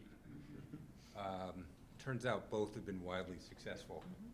And I really, we're working with both, as Facebook, with both service providers who are very supportive of Wi-Fi and doing a lot, and others that are strictly pursuing license paths. And they're both looking at, how they address this last mile access, and both are there. And I think it's great because you get competition between different ecosystems. You get use cases get proven out, and different cost structures are appropriate in different places. So it's really not yes, they are competitive, but they're also extremely complementary in a good way. Yeah, I would just say a couple things. As I said earlier, we use the same terms, but they mean different things. Wi-Fi today is not what Wi-Fi used to be, right? Cellular today is not what cellular used to be. In many ways, both are approaching the same, they're incorporating the same technical elements in them, wider channels, OFDM modulation techniques, beamforming, MIMO, et cetera. Even in the cellular network today, the dominant use of data is when devices are not mobile. So we talk about the mobile network, but actually, when you're watching a 1080p video, you're probably not driving, right? At least you hope not. And so I think the dominant source of bandwidth consumption has typically been when devices are much more stationary. And that, from an engineering perspective, when devices are relatively stationary, you have more degrees of freedom that you can use. Mobile devices have fundamental energy issues associated with them because the battery technology is not moving at the speed of Moore's law. We've already seen situations where, lithium batteries have the energy density of a mild explosive, and if not managed properly, cause problems. And so I think energy consumption is also one of those things that will drive the ecosystems maybe a little bit more separately than maybe we would like. But I do think, the dynamics about what does it mean for the mobile, what does the mobile infrastructure look like in 5-10 years, right? Where is bandwidth going to be consumed? We've already seen the mobile infrastructure get fast enough for at least some sets of users to move completely to mobile and not have fixed line communications. But I think bandwidth demand is continuing to grow, and we're going to have to find better ways of reusing that capacity. And yes, Wi-Fi for what it means today is actually going to be the dominant interface for devices going forward, including things like televisions and other things. The time that we use coax in the home for connecting things is that we've gone past peak coax. Let's put it that way. Okay. Well, we can open it up for some questions here. And actually, when you, if you can let us know who you are and who you are with, that would be great. Gladly, thanks. Ron Da Silva. I was responsible for engineering for the past 12 years at Time Warner Cable, and exited the company in August following Charter's acquisition. So it was great to hear a lot of stuff that I'm very familiar with. I was responsible for the access technologies there, whether that's coax or fiber or backhaul for Wi-Fi. So I was surprised. I was thinking this would be more political or public policy based. Thanks. Now I was supposed to be in Guadalajara this week at the IGF. You invite engineers. You got engineering talk. So That's good. That's good. I was supposed to be in Guadalajara this week for the Internet Governance Forum. Had to cancel for some personal commitments I couldn't get off. So that's the reason why I'm here. I'm glad. But one of the main themes for the IGF this year is around connecting the next billion. And when you think about where those are, you think of Africa, you think of India and China, and maybe even some of the regulated parts of Europe where the same capital that we have at our disposal here in North America to make these investments to increase capacity, whether that's wireline or whether that's wireless, the return on investment is not the same in these markets.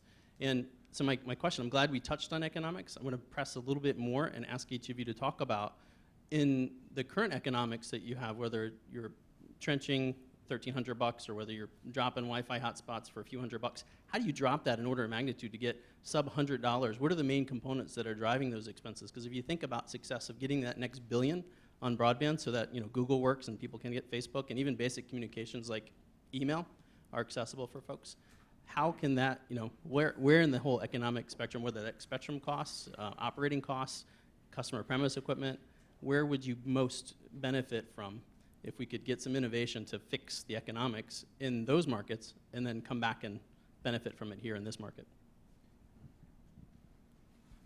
Okay. And actually, that was a question I didn't get to, which I was going to direct first to Alan, who has some experience with that. As I mentioned, drove the Google train station Wi-Fi project, and TERRAGRAPH may have some relevance here. Yeah. So I think there are a couple things. First of all, a big component of doing infrastructure is labor, and it's much less expensive in emerging markets. So that affects things. The second thing is, wherever possible, take advantage of existing assets and existing creativity in the local markets. And the third one is, wherever possible, leverage the device ecosystem. So for example, use Wi-Fi and things like that people already have.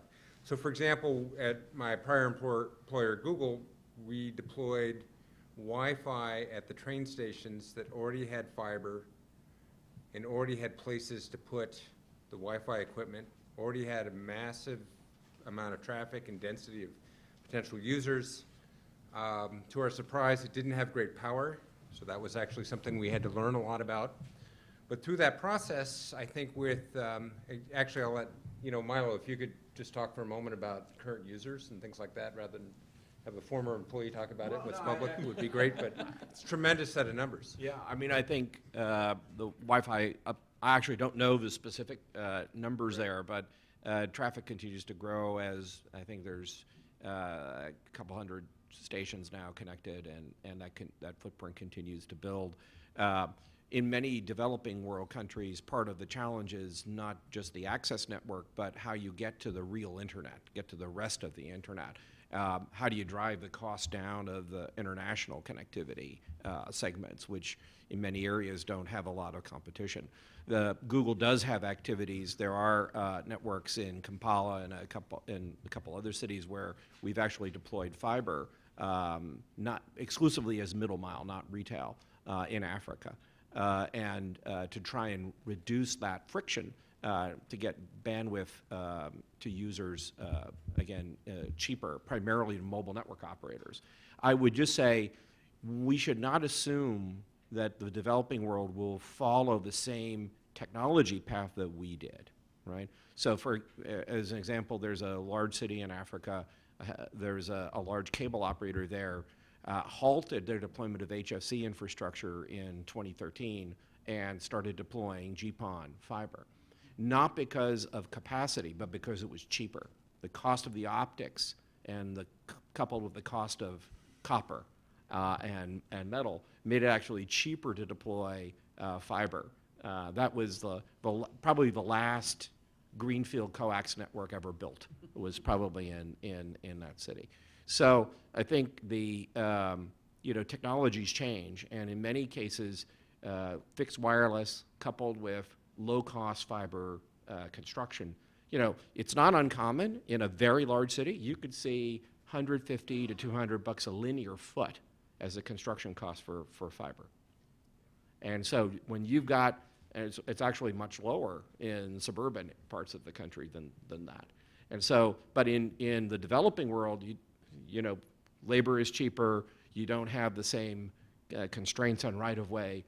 You can build fiber very inexpensively, and I know Reliance in India is being very aggressive about deploying fiber infrastructure in that country.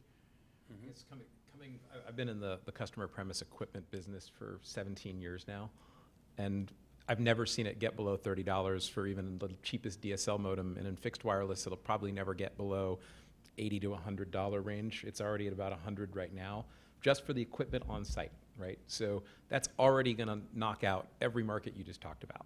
So the only solution, in my view, in most of those spaces is there's also not demand for premise-connected homes as much as I just need something lower cost than a very, very limited cellular plan. So it typically is Wi-Fi. And Brazil is probably my largest growing market right now, and it's mostly feeding places where they're bringing Wi-Fi to.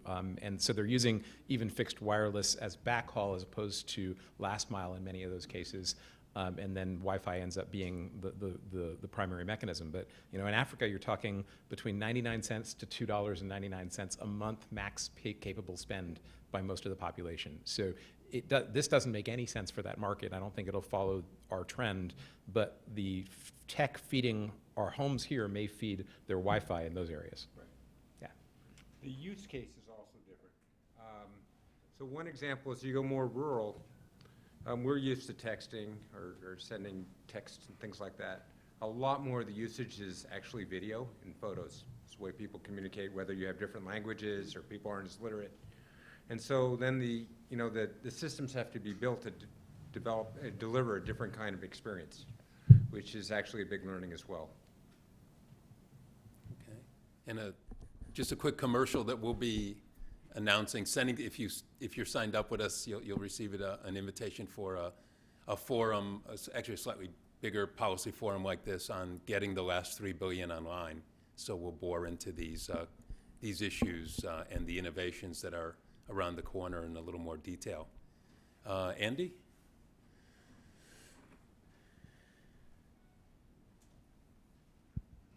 Hi, Andy Schwartzman from Georgetown Law School. I'm extrapolating from a single data point that I may be misinterpreting anyway, and is inapposite in any event, but. That just means we're in Washington. Yeah. I'm struck by what is increasingly apparent, that the demand for 600 megahertz TV spectrum in the FCC auction is coming in way down on the low end of projections. Everybody in this room is excited about the things that you're talking about and sees the benefits of connectivity and wants the world connected and sees all of the economic growth and all of the incredibly important things that can come from it. But to what extent are your business models vulnerable if demand turns out to be lower than we think, takes longer to develop and comes slower? What if demand is 50% of what we may think demand is? Will this technology survive and be implemented just more slowly? Can this technology work with less demand? What if there really is less demand, if we haven't done as good a job at educating the rest of the world on the value of connectivity? Anyone want to volunteer for this auction part? Well, we won't, I don't think we want to. I know at least one of our panelists can't talk about the auction, but this seems to be a kind of a broader question about demand in relation to business model here. I've been working in the internet, I don't know, 85, something like that. I'm old, right? Demand has grown anywhere from 20 to 40%. Traffic has grown 20 to 40% compounded annually for, I think, the better part of a couple decades. So maybe we will go into a cooling phase where where data growth does not grow quite as much, but I don't think so. There's a country and western song. I like country and western music. About you can't have too much fun, right? And I've never met someone who said their network is too fast, or their network is too quick, too low latency. I would just say, Wi-Fi, the Wi-Fi that we have today, right, with AC and where it's going with MIMO and the rest, is going to unlock the barrier in the home to a lot more data consumption. Today, video has tend to be trapped in sort of the coax and is now escaping in ways that I think many people find unpleasant. But I think the physics of the market are driving that. That's going to continue to increase. The number of devices in the home that are connected. I'm not typical, I'll just say that, but I did a check on my PFSense firewall in my house the other day, and I had like 60 IP addresses assigned, right? Now I have 4 kids, right, and a wife, and a dog. The dog does not use the network. Not yet, not yet. But if you just think about what that means, right, when you've got ubiquitous Wi-Fi distribution in homes at very high speeds, now that creates demand to feed those. And these devices, like my Pixel, continue to get much, much faster and can consume much more data by themselves. So I think it's a pretty safe bet to bet on more consumption. What I do think is the case is a bad bet to bet on higher ARPU. So we're going to end up delivering more bits at the same price. And that is what the photonics industry, what the wireless industry, and what Moore's Law has enabled us to do. And as long as those factors continue, then we will continue to be able to grow. There's another demand factor, and that is outside the United States. There's huge latent demand just catching up to usage levels that are near where we are. So even if, which I don't expect will happen and don't anticipate in any way or see any evidence that things slow down here, there's just so much huge latent demand elsewhere to drive adoption that I just expect there's going to be a large rising tide across the world. The first book I've read about modems, it was in 1996, and it said that the capacity barrier is 56K. Now, since then, we talked to a lot of customers. We work with a lot of service providers here in the US and across the globe. I didn't hear, never, someone saying, I don't need more bandwidth. So Don't confuse connectivity demand from bandwidth demand. now, They're radically different because, I mean, like take my story from earlier, 25 for 25 or $30 for over 100 on fiber. People are going to vote with their wallets, and they will want decent connectivity. We still lack decent connectivity in most places, and I'm not sure how much different applications and different spectrum are going to get you to decent, and others are going to put you up to a gigabit. Most people just want to get to decent. Let's start there. Okay, take maybe one or two more questions if we have rapid fire answers here. Like all the way in the back, his lady's hit her hand up. a lot. Sharon Bovat, voice of a moderate. When in Costa Rica looking for affordable health care, I actually bought coconut water that came in the coconut shell on a stand, and they used their phone to my payment. So I'm seeing that connectivity is really the future. It's safer than cash. It's really the new society, and anybody under 30 everywhere in the world, that's what's used. So when I hear that people think that it might not happen, it will happen, but the question is that subsidizing it and America's role in that, what is your opinion? Because I do see it as an important issue. Thank you. Sorry, what was the question? Subsidizing access? Does it need subsidization? Subsidizing the connectivity and paying for it. Do we have a role? Oh, right, right. Well, there's certainly programs like the Lifeline, Are you talking about Americans having a role in subsidizing other parts of the world or within the U.S.? Well, in other parts of the world, because in a way it's diplomacy to Yeah. connect the country. Yeah, I don't have a. But is there any plan in the future with America helping, like you say, the third world countries, but it is also an economic factor that eventually they can pay for it themselves? I think one of the things, as engineers, it's harder for us to deal with the political dynamics, but I do think we can drive the cost of equipment and technology down to the point that the cost for deploying these networks becomes lower and lower, that they do not have to follow the cost curve that we followed and pricing that we followed in the United States. That is both an opportunity for them, and it's also a challenge, right? Because the same economic structures about revenue, right, or lack of ability for people to pay apply there. So I think we need to be really focused on how do we drive the cost of the technology down so that many of these countries need less subsidies if they get them at all. I think that's really the role of the tech industry, and I think that's where all of us are focused. Yeah, and there's probably a fair amount of good information if you look on the web for the Global Connect initiative between State Department and World Bank. It's aimed at this and probably has a lot of background. Oh, here? Yeah.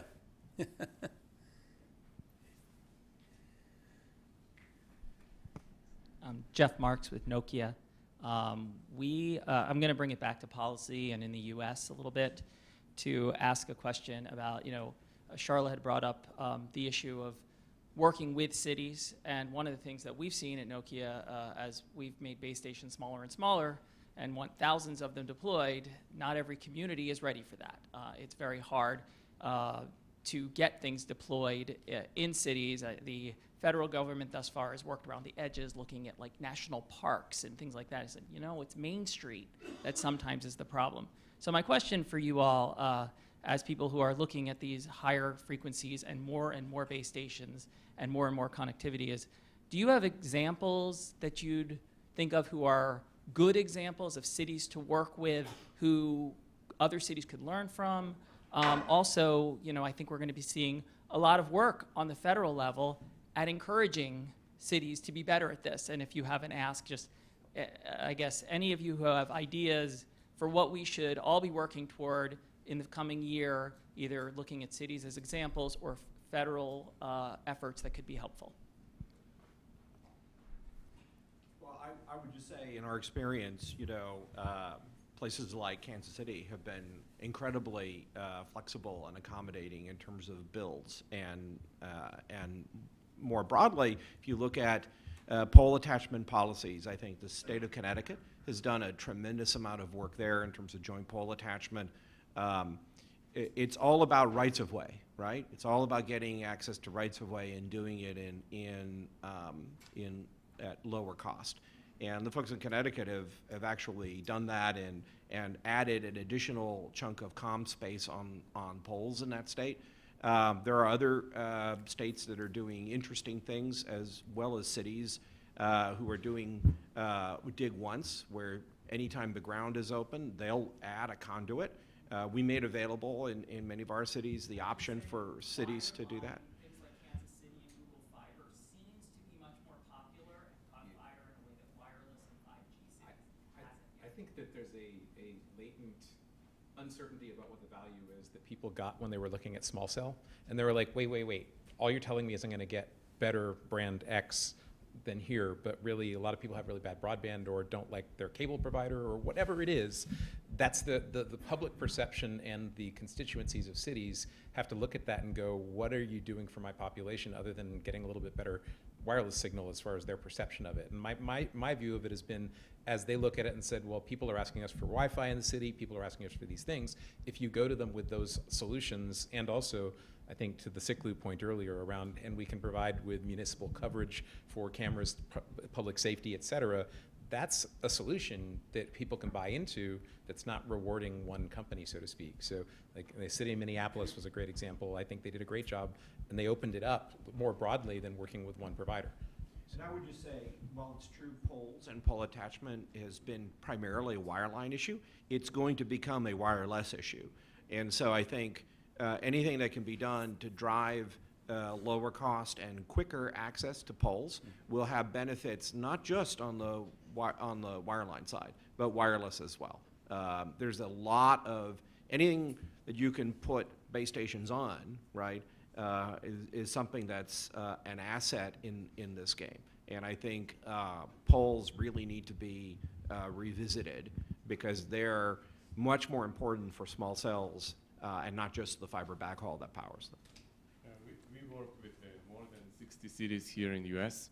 Mostly it starts from providing a security application, connecting cameras at the street level, and then they realize that this technology can virtually bring gigabit location to any spot in the dense urban areas, and then they see that there is enough demand to add additional applications like Wi-Fi. So they have the monetization and the value is coming from the security, from backhauling the cameras, but then they add Wi-Fi and sensors, etc. So it's kind of infrastructure for the smart city that starts from the safe city.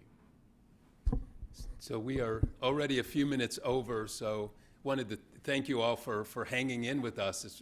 It's certainly more questions than I anticipated on what I consider to be an opaque topic going in, but I hope we learned something. So could you join me, and I'm sure, probably most of the speakers can stay a few minutes if you want to, direct a question up here to them. But can you join me in thanking the speakers? Thank you. We'll see you next time.